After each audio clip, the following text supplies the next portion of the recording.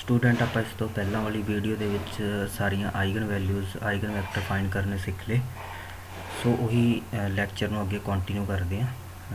Further question ਹੈ find all the eigen values and basis for each eigen space of linear operator t r cube to r cube जो सानू t operator इस तरह define करके दिता है। मतलब इस दे विच सानू कह रहा कि जिन्नियां भी आइगन वैल्यूज़ ने वो फाइंड करो एंड हरेक आइगन वैल्यू के अकॉर्डिंग जो आइगन स्पेस आ रही है वो बेसिस भी दसो किन्ने होंगे। पहला असी ਇਹਦੀ मैट्रिक्स फाइंड करांगे टी दी with respect to standard basis. तुहानूं पता स्टैंडर्ड बेसिस आर क्यूब के होंगे 1 0 0 0 1 0 0 0 1। पहला की करांगे 1 0 0 की इमेज फाइंड करांगे अंडर टी जिमें 1 च डिफाइन की हुई है। मीनस एक्स की वैल्यू 0 वाई 0 सॉरी एक्स की वैल्यू 1 भरनी है वाई 0 भरना है जैड में 0 भरना। जो वैल्यू 1 च पुट करांगे असी साडे कोल टी ऑफ 1 0 0 आ जाना 3 0 0। उस तो बाद जो ये आंसर आया 3 0 0 उन्होंने वापस बी मैंबर के लीनियर कॉम्बीनेशन च लिखना जो इस तरह लिखा जा सकता 3 1 0 0 plus 0 0 1 0 plus 0 0 0 1। Same B set का सैकेंड मैंबर 0 1 0 मीनस एक्स की वैल्यू 0 भरनी है वाई 1 भरना जैड में 0 भरना 1 नंबर के। सैकेंड मैंबर साडा आ जाऊगा टी 0 1 0 1 2 0। फिर उन्होंने लीनियर कॉम्बीनेशन के बी एलीमेंट्स के लीनियर कॉम्बीनेशन ही लिखना। सेम थर्ड मैंबर की इमेज फाइंड करनी है मीनस एक्स में 0 भरना वाई में 0 भरना जैड में 1 भरना। वह आंसर आ जाना साडा 4 6 एंड 5। दैन उन्होंने फिर लीनियर कॉम्बीनेशन लिखा असी B set elements of set B. Then coefficient matrix mean जो फस्ट टी 1 0 0 के जो भी कोफिशिएंट आए 3 0 0 उन्होंने फस्ट रो के लिखा। सेम टी ऑफ 0 1 0 के जो कोफिशिएंट आए 1 2 0 उन सैकेंड रो के। सेम जो टी ऑफ 0 0 1 के कोफिशिएंट आए 4 6 एंड 5 उन्होंने थर्ड रो के लिखा। दैन इसका ट्रांसपोज करके ए मैट्रिक्स साडी आ गई 3 1 4 0 2 6 0 0 5। हम आइगन वैल्यूज़ फाइंड करने वास्ते फस्ट असी करैक्टरिस्टिक इक्वेशन फाइंड करांगे टी दियाँ जो किद्दां मिलदियां ने determinant of A minus lambda time आई नूं इक्वल टू 0 रख के। दैन इनू सॉल्व करांगे असी। हुण ये अपर ट्रैंगुलर मैट्रिक्स है। अपर ट्रैंगुलर मैट्रिक्स होने करके जो भी इसका डिटरमिनेंट आऊगा वो प्रोडक्ट ऑफ डायगनल एलीमेंट्स होगा और ये डायगनल्स ने 3 माइनस डायगनल एलीमेंट्स है 3 minus lambda 2 minus lambda 5 minus lambda. Then इन्होंने प्रोडक्ट किया इक्वल टू 0। हुण तो जो लैमडा दी वैल्यूज़ आईयां उन्हें 2 3 एंड 5 मीनस यही साडियां आइगन वैल्यूज़ ने क्योंकि आइगन वैल्यूज़ जो करैक्टरिस्टिक पॉलीनोमियल इक्वेशन सैटिस्फाई करदियां ने उही साडियां आइगन वैल्यूज़ होंदियां ने। आइगन वैल्यूज़ असीं फाइंड कर लियां।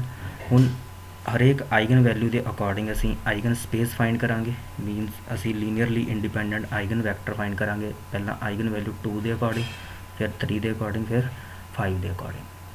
सपोज असी कैपिटल एक्स सपोज कर लिया कि X Y Z column matrix है नॉन जीरो आइगन वैक्टर होगा corresponding to eigen value lambda 2 के such that A minus lambda time I into X is equal to 0 mean lambda की value 2 put की।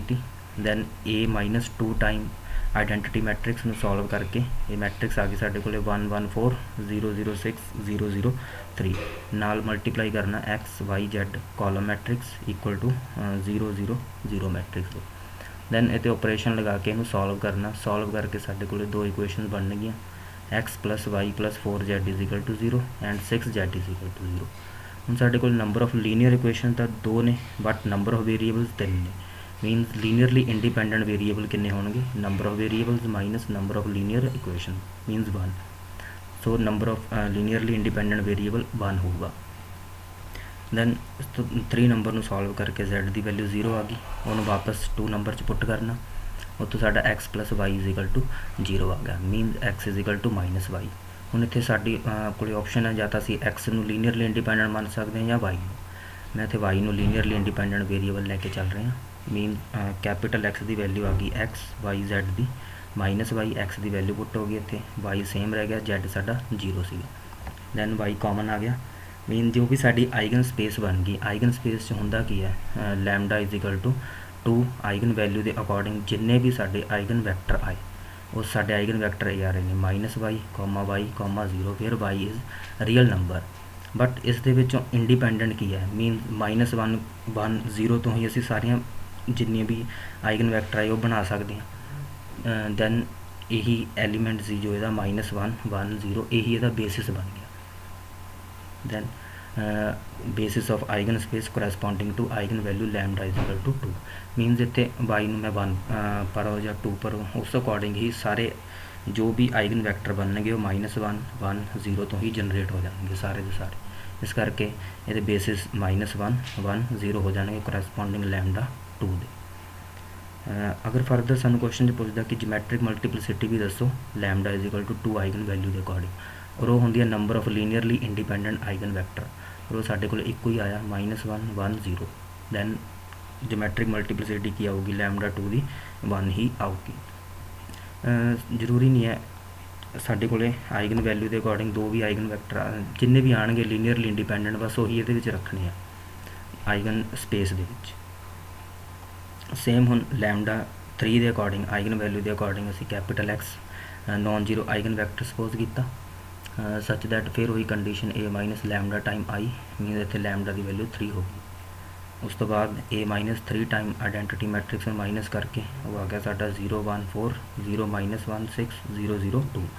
Then ਫਿਰ ਇਸ 'ਤੇ operation apply ਕੀਤੇ, operation apply ਕਰਕੇ ਇਹਨੂੰ ਕੈਲਕੂਲੇਟ ਕਰਨਾ, ਕੈਲਕੂਲੇਟ ਕਰਕੇ ਸਾਡੇ ਕੋਲ ਦੋ ਇਕੁਏਸ਼ਨ ਬਣਨਗੀਆਂ y + 4z = 0 and 10z = 0।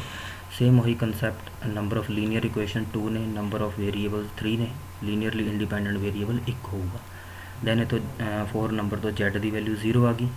Then ਇਸ ਨੂੰ ਪੁੱਟ ਕਰਾਂਗੇ y ਵੀ 0 ਆ ਗਿਆ, ਮੀਨ ਸਾਡਾ z ਵੀ 0 ਆ ਗਿਆ ਐਂਡ y ਵੀ 0 ਆ ਗਿਆ। ਦੋ ਤਾਂ ਫਿਕਸ ਹੀ ਹੋ ਗਏ 0, 0, ਬਟ x ਕੁਝ ਵੀ ਹੋ ਸਕਦਾ, ਬਟ ਉਹਨੂੰ ਨੋਨ ਜ਼ੀਰੋ ਅਸੀਂ ਸਪੋਜ਼ ਕਰ ਲੈਂਦੇ ਹਾਂ। ਦੈਨ ਆਈਗਨ ਵੈਕਟਰ ਕੀ ਆਇਆ ਸਾਡਾ 1, 0, 0 ਟਾਈਮ x, ਬਟ ਅਸੀਂ 1, 0, 0 ਤੋਂ ਹੀ ਸਾਰੇ ਆਈਗਨ ਵੈਕਟਰ ਬਣਾ ਸਕਦੇ ਹਾਂ ਬਾਈ x ਦੀਆਂ ਵੈਲਿਊਜ਼ ਪੁੱਟ ਕਰਕੇ 1, 0, 0 ਜੋ ਵੀ ਕੁਝ ਹੋਊਗਾ ਬਸ 1, 0, 0 ਦਾ ਹੀ ਮਲਟੀਪਲ ਹੋਊਗਾ।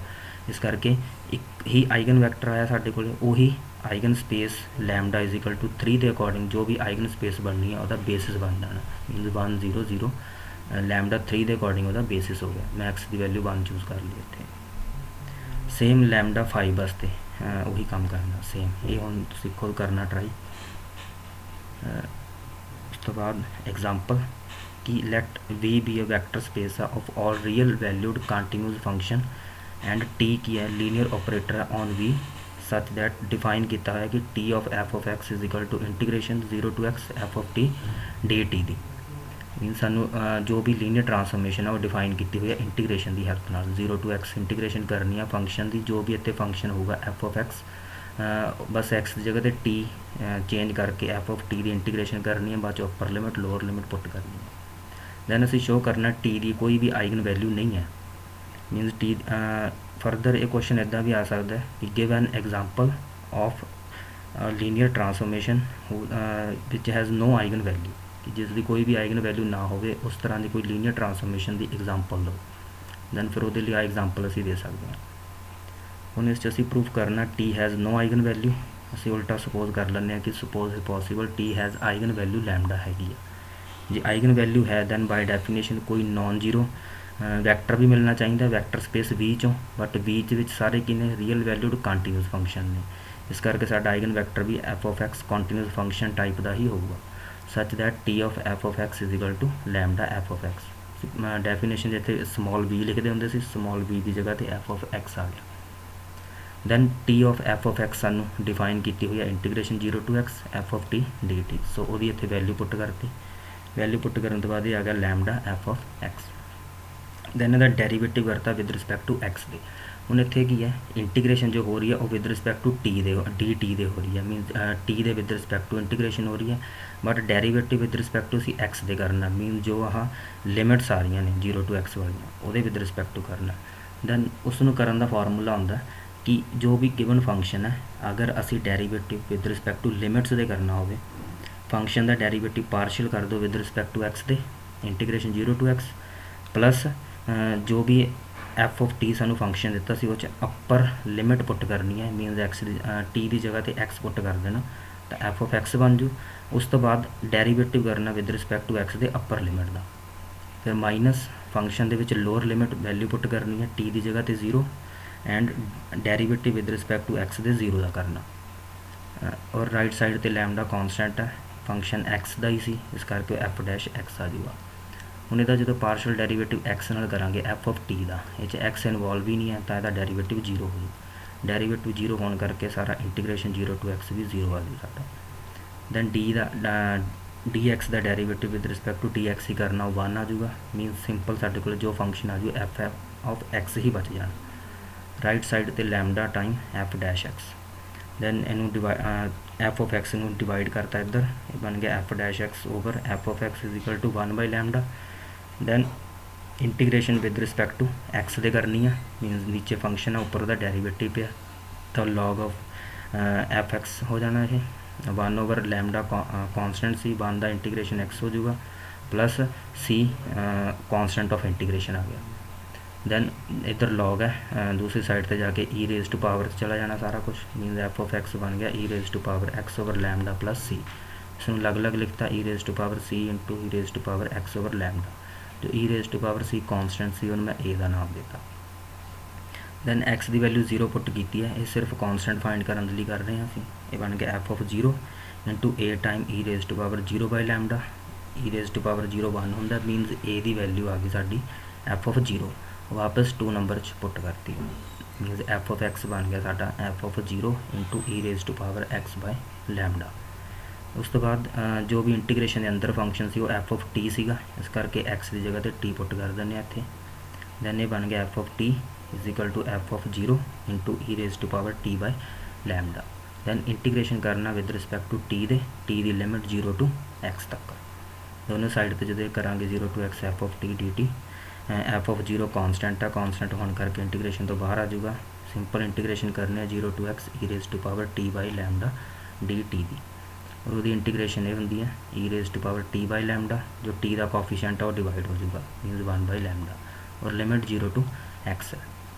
दैन ये लैम्डा उदा ही रह गया एफ ऑफ एक्स की इतों वैल्यू पुट करती असी बाय सैकेंड नंबर तो अस एफ ऑफ एक्स की वैल्यू आई सी A into E raise to power X by lambda और इतने पुट करती एफ ऑफ एक्स ते एफ ऑफ 0 उदा ही रह गया लैम्डा नाल मल्टीप्लाई हो जाना। दैन अपर लिमिट पुट करती e raise to power x by lambda minus lower limit e raise to power 0।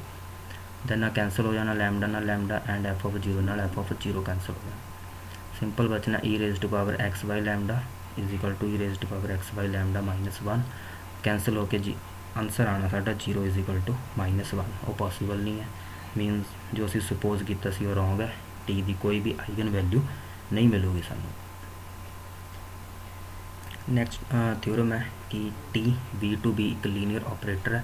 Then if lambda eigen value है टी दी and v corresponding eigen vector है then lambda power n eigen value होगी T raise to power n दी and eigen vector same रहूगा जो v सीगा। मीनस ये theorem सानू दस रही है कि अगर सानू टी दियाँ आइगन वैल्यूज़ पता नहीं तो असी टी स्केयर दी आइगन वैल्यू फाइंड करनी तो की करो जो टी दियाँ आइगन वैल्यूज़ आईयां सी उन्हां दा ही स्केयर कर दो। अगर टी क्यूब दी आइगन वैल्यू फाइंड करनिया ने तो जो टी दी आइगन वैल्यू सी उन्हां दा ही क्यूब कर दो दैन सानू टी क्यूब दी आइगन वैल्यूज़ मिल जाएगी। यही थ्योरम है इसका प्रूफ करते हैं। इसका सैकेंड पार्ट है कि इफ लैम्डा आइगन वैल्यू है टी दी एंड कोई भी एफ ऑफ एक्स सानू पॉलीनोमियल दी हुई है कोई भी पॉलीनोमियल दैन अगर वो पॉलीनोमियल दी आइगन वैल्यूज़ फाइंड करनिया ने सिंपल एक्स की जगह पर लैम्डा रिप्लेस कर दो f of lambda eigen value होगी एफ ऑफ कैपिटल टी दी करस्पॉन्डिंग टू आइगन वैक्टर और सेम रहूगा वी जो लैम्डा के अकॉर्डिंग आइगन वैक्टर आया सी स्मॉल वी।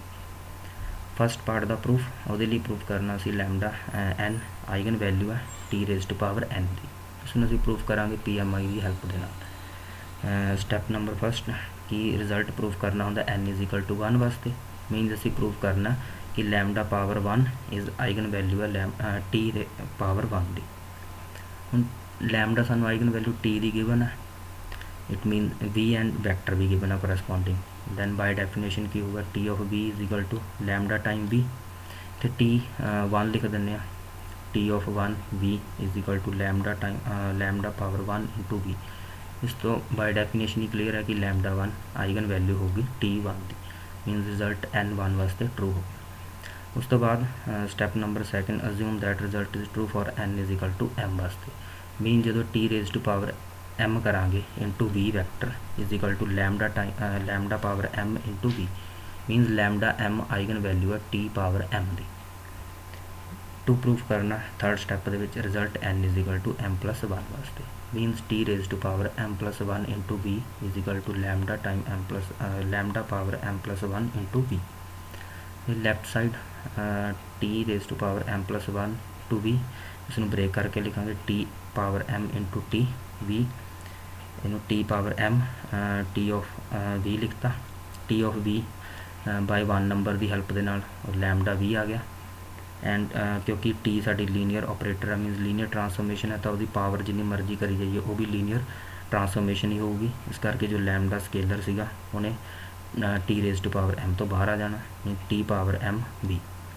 हुण असी स्टैप नंबर सैकेंड अज्यूम करके चले हुए हैं ये बाय सैकेंड इक्वेशन। इस तो वैल्यू पुट कर देंगे lambda power m into v. Then ये lambda power 1 into lambda power m power add हो जाएगी, lambda m plus 1 into v हो गया। It means lambda m plus 1 eigen value होगी टी पावर m प्लस 1 दी। Means result n is equal to m plus 1 वास्ते भी true हो गया। So by PMI it is true for all. Means lambda n eigen value होगी T raise to power n। Then second part की है कि कोई पॉलीनोमियल है वो असी सपोज कर ली a0 plus a1x plus a2x square plus so on an x raise to power n। असी प्रूव करना कि f लैमडा आइगन वैल्यू होगी f ऑफ t दी। मीन जो x की जगह पर लैमडा पुट करांगे एंड कैपिटल T पुट करांगे, जो भी बननगे वो साडियां eigen value f of lambda eigen value होगी f ऑफ t। मीनस वो लिए की प्रूफ करना होगा कि f ऑफ t इंटू कोई वैक्टर आऊगा v इज इक्वल टू जो आइगन वैल्यू है f of lambda into v. मैंने वो लिए x नू t कैपिटल T पुट करता है f ऑफ x इक्वेशन 3 नंबर। दैन वो बन जाना क्योंकि a0 कॉन्सटेंट है और कॉन्सटेंट के नाल असीं आइडेंटिटी ऑपरेटर अप्लाई कर देंगे जो x की जगह पर t पुट किया असीं। ये बन गया a0 into I plus I1 t a2 t square and so on an t raise to power n। Then दोनों साइड ते v वैक्टर मल्टीप्लाई करता सी। दैन ए v ने शिफ्ट हो जाना हरेक नाल I1 नाल आई नाल भी आजू t नाल भी t स्केयर नाल भी एंड t n नाल भी। उस तो बाद ये बन जाना a0 क्योंकि ये साडा आई ऑपरेटर है, तो इसका काम की होंदा कि हरेक मैंबर नू अपने आप ही सेंड करना।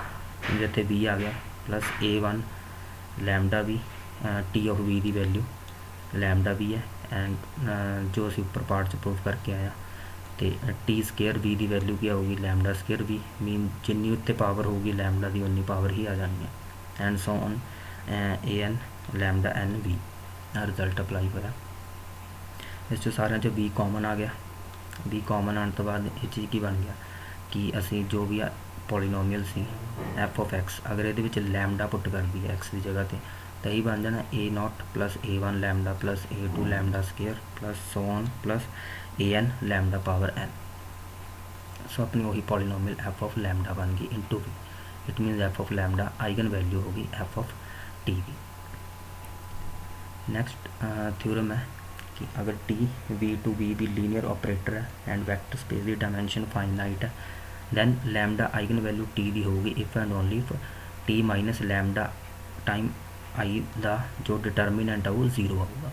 मीनस असी करैक्टरिस्टिक पॉलीनोमियल ही फाइंड कर रहे हैं, मीनस लैमडा रूट होगा करैक्टरिस्टिक पॉलीनोमियल का। जिदा असी क्वेश्चन किए थे कि पहला करैक्टरिस्टिक पॉलीनोमियल फाइंड करते थे, जो उतो लैमडा दी वैल्यूज़ आंदियां सी वही साडियां आइगन वैल्यूज़ होंदियां सी। ये उहदा ही प्रूफ है। हुण लैमडा आइगन वैल्यू हो टी दी if and only by definition कि कोई नॉन जीरो वैक्टर वी आऊगा वैक्टर स्पेस कैपिटल वी चो such that t of small v is equal to lambda time v. Then if and only t of v इसनों lambda into identity operator v लिखता and we non zero साडा क्योंकि identity operator का काम की होंदा हरेक मैंबर नूं अपने आप ही सेंड करना। सो असी स्मॉल वी की value identity of V put करती क्योंकि असी आ चीज़ बनानी है T minus lambda time identity. उस तो बाद दैन ये बन गया T of V is equal to lambda time identity into V and V vector non zero साडा। इसनों इधर लैफ्ट साइड पर ले आए असी।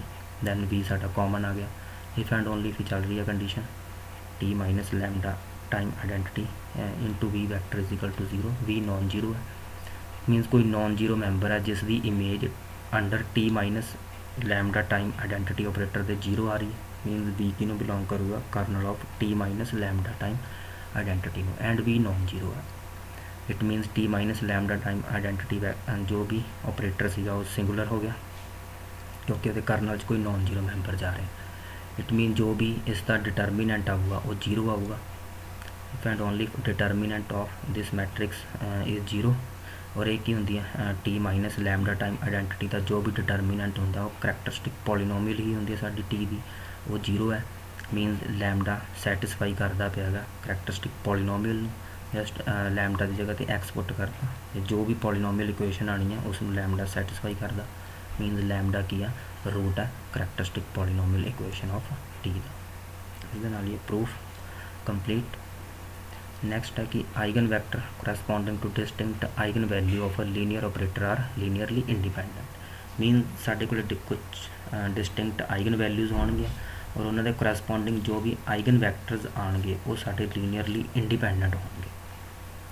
तो सपोज कर लिया ये कि T V to be linear operator है किसी वैक्टर स्पेस वी ते, इसकी डायमेंशन फाइनाइट होगी। सपोज साढ़े को नंबर ऑफ आइगन वैल्यूज़ ने वो मनिया ने कि lambda 1 lambda 2 lambda 3 and lambda N, ये सारियाँ डिस्टिंक्ट होनी चाहिए ने। दैन लैमडा 1 के करैसपोंडिंग आइगन वैक्टर मैं x1 मन लिया, लैमडा 2 के according eigen vector x2, lambda 3 के according x3 and lambda n के according xn eigen vector suppose किए हुए हैं। इट मीनस बाय डेफिनेशन की होगा फिर T of x1 is equal to lambda 1 x1, T of x2 lambda 2 x2 and so on T of xn lambda n xn। Then असी proof करना कि जो आइगन वैक्टर सी x1 x2 x3 and so on xn ये linearly independent है। असी प्रूफ करते हैं with the help of principle of mathematical induction. First result n is equal to 1 वास्ते, मीन जे n की वैल्यू 1 है तो साढ़े को सिर्फ और सिर्फ x1 ही एक ही आइगन वैक्टर होगा टी का, and by definition eigen vector की होंगे कि हम नॉन जीरो होना पऊगा and T of x1 is equal to lambda 1 x1 होगा। तो सानू पता है कोई सिंगलटन नॉन जीरो सैट हो हमेशा लीनियरली इंडिपेंडेंट होता है, मीनस x1 नॉन जीरो है तो linearly independent, minus 1 n is equal to 1 वास्ते रिजल्ट ट्रू होया। हम सपोज कर रहे हैं कि रिजल्ट ट्रू है वो सारे वैक्टर जोड़े x1 x2 x3 and so on xn-1, मीनस n तो जिन्ने भी घट वैक्टर होंगे वो सारे इंडिपेंडेंट ने। प्रूफ करना result is true for n vector वास्ते, मीनस अगर x1 x2 xn-1 and xn साढ़े को n वैक्टर ने तो लीनियरली इंडिपेंडेंट, इन्हों का लीनियर कॉम्बीनेशन असी 0 रखा, minus alpha 1 x1 plus alpha 2 x2 and so on alpha n xn is equal to 0 रखा। हम असी प्रूफ की करना कि सारे स्केलर्स ये 0 ने। दैन दोनों साइड से असी टी ऑपरेट करता, टी ऑफ ए बन गया alpha 1 plus alpha 1 x1 plus alpha 2 x2 and so on plus alpha n xn is equal to T of 0।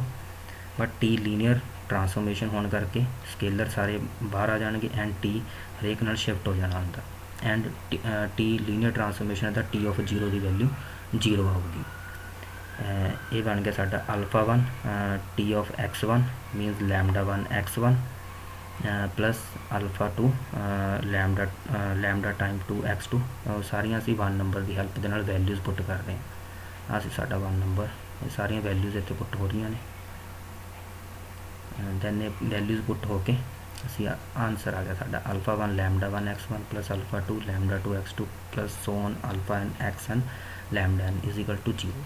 हुण जो 2 नंबर इक्वेशन से उन्होंने लैमडा n नाल मल्टीप्लाई करता, मल्टीप्लाई करने तो बाद साडे कोल इक्वेशन बन जानी है जिन्होंने नंबर 4 दिता हो। दैन 3 एंड 4 नूं असी माइनस कर रहे हैं, जो माइनस करांगे alpha n lambda n xn दोनों साइड तो कैंसल हो जाऊगा, एंड फस्ट पार्ट के विचों अल्फा 1 x1 कॉमन आऊगा, सैकेंड पार्ट चो अल्फा 2 x2 कॉमन आऊगा and so on last alpha n-1 xn-1 common आ जाना। कॉमन आने तो बाद ये बन गया सारा। हुण असी x1 x2 and so on xn-1 ये लीनियरली इंडिपेंडेंट लैके चले हुए हैं बाय स्टैप नंबर सैकेंड, मीनस इन्हों का जो भी कॉफिशेंट होंगे वो सारे 0 होंगे, दैन उन्होंने सारे कॉफिशेंट्स इक्वल टू 0 दे रखता। बट इस तो रिजल्ट ये आ गया कि अल्फा 1 अल्फा 2 अल्फा n-1 ही 0 होंगे, क्योंकि सारिया आइगन वैल्यू साड़ियाँ डिस्टिंक्ट ने, मीनस ना ही लैमडा 1 लैमडा n के इक्वल नहीं होना, इस करके लैमडा 1 माइनस लैमडा n 0 नहीं हो सकता, तो किनू 0 होना पऊगा, सिर्फ alpha 1। Same way lambda 2 lambda n बराबर नहीं है, तो बराबर नहीं है तो डिफरेंस इन्हों का नॉन जीरो होगा, डिफरेंस नॉन जीरो हो तो सिर्फ अल्फा 2 ही 0 होना, सेम अल्फा n-1 0। दैन ये सारिया वैल्यू जो असी 2 नंबर इक्वेशन पुट करा, सिंपल ये बचना अल्फा n x n = 0। हम x n आइगन वैक्टर है, मीनस x n नॉन जीरो होगा, तो किनू 0 होना पू, सिर्फ अल्फा n ही 0 होना पऊगा। मीन सारे अल्फा आई साढ़े को स्केलर 0 आ गए, मीनस ये की हो गया लीनियरली इंडिपेंडेंट हो गया, x1 x2 x3 so on xn सारे लीनियरली इंडिपेंडेंट हो गए, मीनस रिजल्ट ट्रू हो गया फॉर ऑल n वास्ते। तो PMI our result is prove. Next corollary है इसकी कि अगर टी V2V लीनियर ऑपरेटर है सच दैट V की डायमेंशन n है, then T can not have more than n eigen value. Means अगर कोई वैक्टर स्पेस है जिसकी डायमेंशन 3 है, तो उस दियाँ आइगन वैल्यूज़ 3 ही हो सकती हैं, 3 तो ज़्यादा नहीं होंगी। मीनस ये नहीं है कि उसकी आइगन वैल्यू 4 आई जाएगी या 5 जाएगी, जिन्नी डायमेंशन है उन्नियाँ ही आइगन वैल्यूज़ होंगी। असीं उल्टा सपोज कर लें कि T दियाँ आइगन वैल्यूज़ n तो ज़्यादा ने, मीनस वो m आइगन वैल्यूज़ ने and m greater than n तो, number of eigen values dimension तो ज़्यादा ने। दैन असी रिजल्ट करके आए कि अगर डिस्टिंक्ट आइगन वैल्यूज़ ने जिन्नियां भी आइगन वैल्यूज़ ने उन्ने ही साढ़े कोले आइगन वैक्टर आते होंगे जो लीनियरली इंडिपेंडेंट होंगे। मीनस T कोले घट्टो घट्ट m linearly independent eigen vector होंगे ही होंगे, मीनस साढ़े कोले एटलीस्ट m आइगन वैक्टर आएंगे x1 x2 and so on xm जोड़े V नूं बिलोंग करनगे एंड लीनियरली इंडिपेंडेंट होंगे। मीनस x1 x2 xm linearly independent सबसैट हो गया V का, बट वो पॉसीबल नहीं है क्योंकि डायमेंशन तो n है, तो वो वध तो वध n number of linearly independent हो सकते हैं, वध नहीं हो सकते। इस करके our supposition is wrong, mean T can not have more than n eigen values, उस तो ज़्यादा आइगन वैल्यूज नहीं हो सकती। दैन नैक्सट है साढ़े को कैले हैमिल्टन थ्योरम।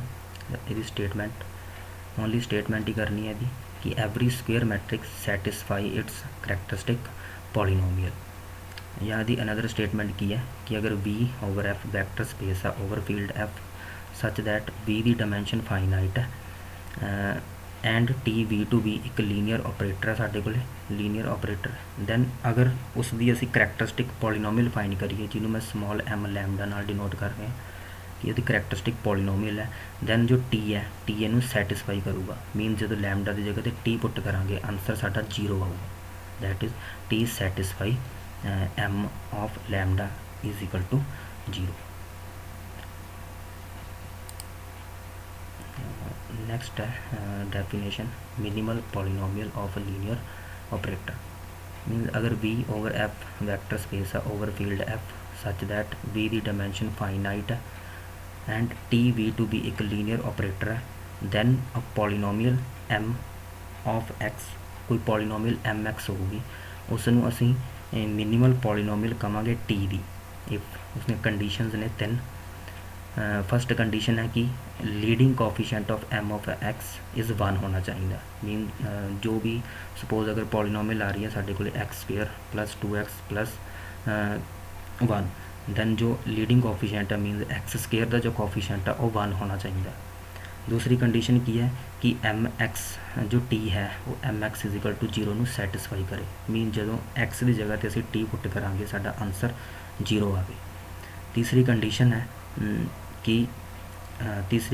कि degree of m of x is least होनी चाहिए, मीनस घट तो घट डिग्री की पॉलीनोमियल मिले जिन्हों T ऑपरेटर सैटिस्फाई करे प्लस वह मोनिक पॉलीनोमियल हो। अगर ये तीनों कंडीशन मिल जाए तो उसनों असीं बोलते हैं minimal polynomial of a linear operator T। Then okay student, फिर बाकी काम नैक्सट वीडियो करते हैं।